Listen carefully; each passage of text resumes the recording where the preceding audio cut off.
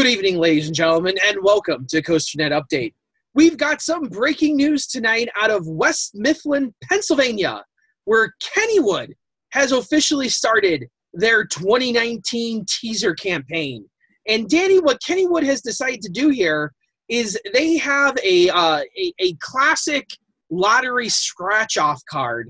And each week they've been scratching off numbers. Now we've been dragging our feet a little bit to try and get as much information as possible.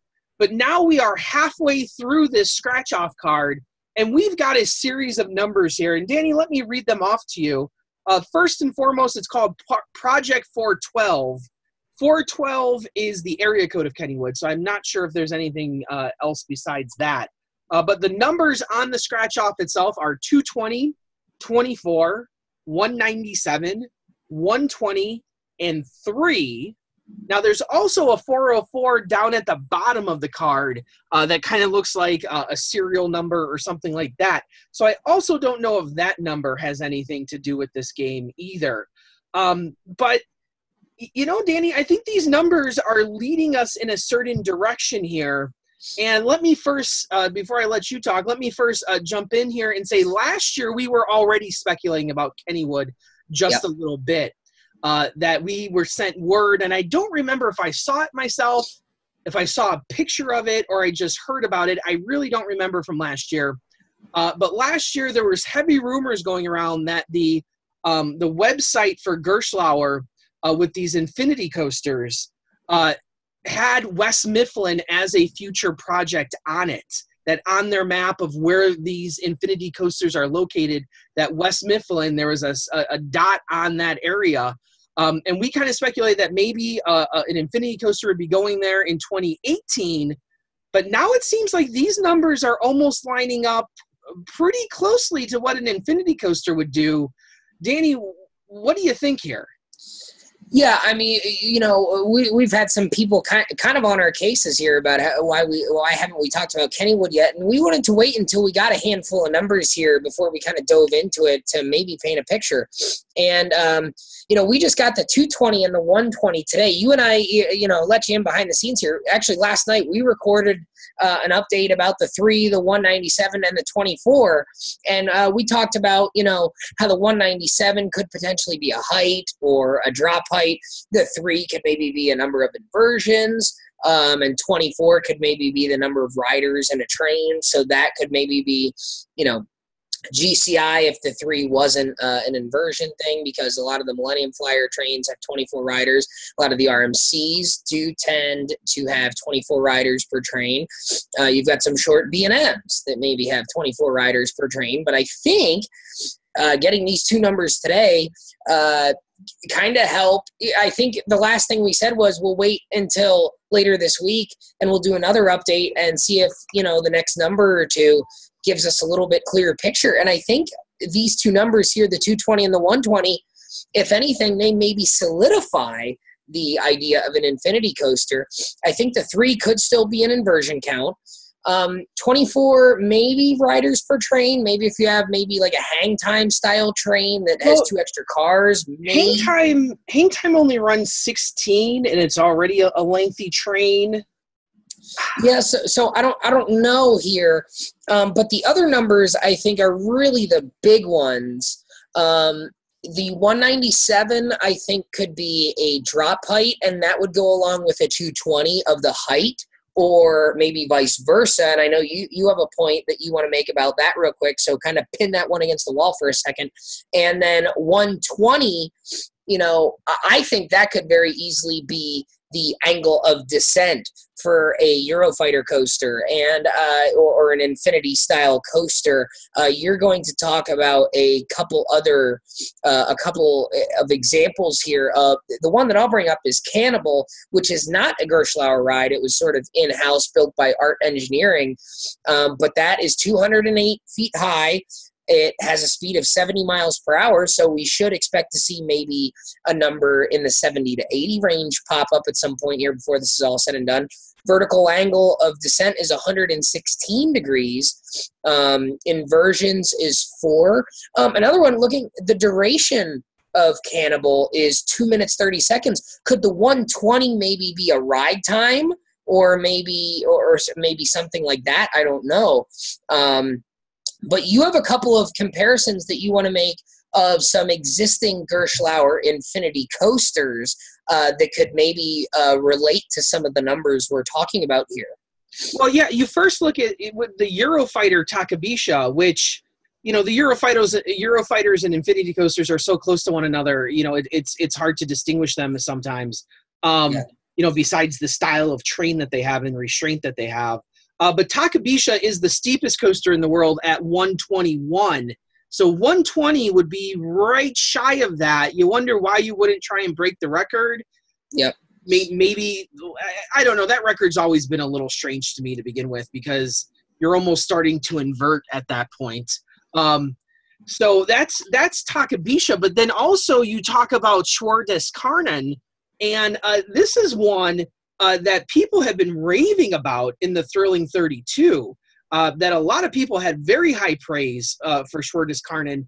And that you have a height of 239 and a drop of 219, which would give you that 20-foot difference between those two numbers there.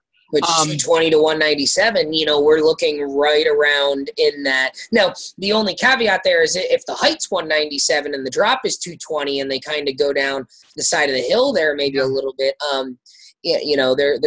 but like you said, there is evidence that Gerstlauer has gone to that height range, and that maybe a 20-foot difference in the height and the drop is something they could do. Now, Karnen only has the one inversion. Right, like Cannibal has 4. Monster out at Adventureland has 6, I believe, if I remember that correctly. Takabisha has 7. Takabisha has 7. So, there's varying degrees to how they could do this. The other thing that I thought is, if you're going to go that high, you would think that maybe you would either do no inversions at all, or maybe you would do a bunch of them and do something maybe more compact, maybe like a Smiler. So I thought maybe the 3 instead of an inversion number might be a record-breaking number, because everyone likes to come up with different record breakers. If 120 is the angle of descent, would that not make it the steepest coaster in the U.S., I think? Yeah. They could maybe go for tallest Infinity coaster in North America or whatever. I don't know where you would go. What's the tallest coaster in the U.S. that has an inversion? I mean, are we going down that path at some point? I mean, what's the tallest? I mean, Steel Vengeance is in the over 200 and has a couple inversions. So I mean, what's the tallest? Isn't the tallest inversion Full Throttle right now? Well, that's the tallest loop, but I think Gatekeeper I think is taller at 170, and that has inversions. So I don't. Could you get the tallest loop though? Like Full Throttle, how tall is that loop? I Full Throttle's loop, I think, is in the 150, 160 range, is it not? I mean, it's a 160-foot tall loop. So I mean, maybe I'm not sure. Even rides like X2 have inversions and are over the 200-foot mark. So Valraven is what, 223 and has inversions. Yeah. So that would kind of knock it out of the tallest coaster with an inversion. Maybe you have the tallest inversion somewhere in there. I'm not sure. I'm trying to think of where the 3 records would be then. I mean, if you went with tallest Infinity, I mean, what does that really mean to people? I don't know. It's not as distinguishable as, say, wing coaster or stand-up coaster, where it's something that you can see. When you say Infinity coaster, that doesn't really mean anything to the rider. So I don't know where this maybe comes in here. And I think you're looking more at the 3 as the inversion. I think the number that's hanging me up is the 24 at this point, where initially we thought it's riders per car. I guess if you had 2 trains of 12, like. If you have Maverick style, maybe it's 2 trains and they added up the riders. That would make sense. But some people are out there saying that they think it's still an Intamin Blitz coaster. I don't know if these numbers back that up at all. I guess they could. You said GCI coaster.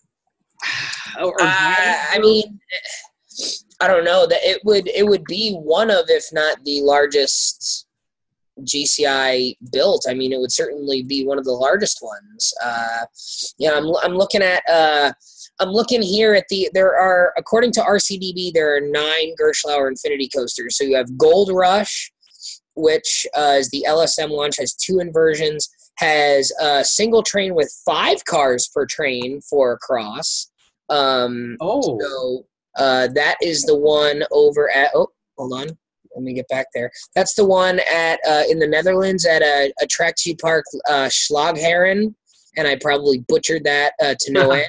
We have Hang Time, which is 4 and 4 for 16. Now Gold Rush is also, it's not a full circuit, right? That's the No, that's a full circuit, is it not? Full circuit? I thought. Yeah, I'm thinking about something else. Yeah, you're right. When considering the physical track length is 400 meters, approximately 620 meters is traveled during the ride cycle, because it has like that triple launch deal. Yeah. I think, right? Yeah. I don't know much about that ride. I remember talking about it at one point. So then we have Hang Time. Then at Powerland in Finland, we have Junker, which has 3 inversions, is 131 feet. Let's see, LSM launch, Top Hat outside, a Finnish loop, which is sort of like the Norwegian loop that we know from like Fahrenheit. That is 4 across in 2 rows, so that has the same sort of cars as Monster at Adventureland, where it's 8, which is another one. We've got Sverdiskernen, which is the 4x4. We have Smiler, which is 4x4 for 16. Madagascar Mad Pursuit in Dubai, which is 2x4. And then we have Karacho at Tripsdrill, which is also the 2x4, so it's 8. So, I mean, they've done 4s. They've done a 5 on a more recent coaster, so I guess it's not out of the realm of possibility that they could do a 6-row car. I guess that's not really out of the realm of possibility here. And they could do maybe a Hang Time Takabisha style drop to maybe keep the whip from being too extreme in the back. So I that's the best guess that I can give to the number 24 right now, to be quite honest with you. I don't know where else you could go with that. And I think the bigger story here is that, you know, so many, like I said, so many people are raving about Karnan and how good of a ride it is. If Kennywood was to get anything like that, that would be a big win for Kennywood. That would be a huge win if indeed, you know, Karnan is that good and Kennywood gets something similar to it. Like Absolutely. That would be a huge win for Kennywood and would probably drive a lot of people there. That I think these Infinity coasters, generally speaking, have gotten a very good reputation. I love Monster at Adventureland. Hang Time was a solid ride. I don't think it's an amazing ride. It was a solid ride, though, when I rode it last week. So I think if Kennywood got something a lot taller like this, and Smiler's out of this world, so you know. Yeah, and Smiler, you've been on and you loved it. And I got to throw this in for Rob Dole. I'll be riding Sverdiskernen next year, hopefully on my Europe trip. So I have to throw that in for him because he loves to remind me that I need to tell everyone about my Europe trip on every show. So there you go, Rob. So I think there's a lot to be excited for. I don't know if I'm on the bandwagon of Intamin or GCI or Gravity Group or any other company. I feel that an Infinity coaster fits into Kennywood very, very, very nicely. I think that's exactly what – and maybe you could still make the argument that it's a little too similar to Skyrocket, but I would say isn't anything. An Intamin Blitz coaster is going to have similarities if you get down to it. This, I think if you did a straight Infinity coaster, I think this is something that I think would put Kennywood, back in the game here for roller coasters. Yeah, I would have to agree with you. I think this would certainly be Phantom's Revenge has been the star steel coaster there for almost 2 decades now, and for almost a decade before that is the Steel Phantom. And Skyrocket's a fine ride. There's nothing really wrong with it. It's not. I don't think it's the top of the line signature coaster they were hoping it would be. Phantom's Revenge is still the steel coaster there, and they've got 3 really good wood coasters there. So I mean, Skyrocket kind of gets lost in the shuffle. It's kind of one of those rides you sort of forget is there. When you think about Kennywood, Skyrocket's kind of the last ride that comes to mind. If they were to put in a ride like Monster that's bigger, a ride like Schwer-Diskernen, I think that's a ride that would immediately go to people's must-ride list for 2019. So we'll have to keep you updated as we get more numbers here. As we said last night, and hopefully Kennywood doesn't decide to stick out some more numbers tomorrow again, so we got to redo this, nonsense again. But as we get more numbers, we'll hopefully get a little bit of a clearer picture here. Yeah, absolutely. So, stay with us here at COASTER.net, where we will keep you updated on all the news and rumors coming out this summer. As always, I am Andy Robarczyk from Chicago, Illinois. And I'm Danny Miller from Binghamton, New York. Right on, Ride Warriors. See you guys.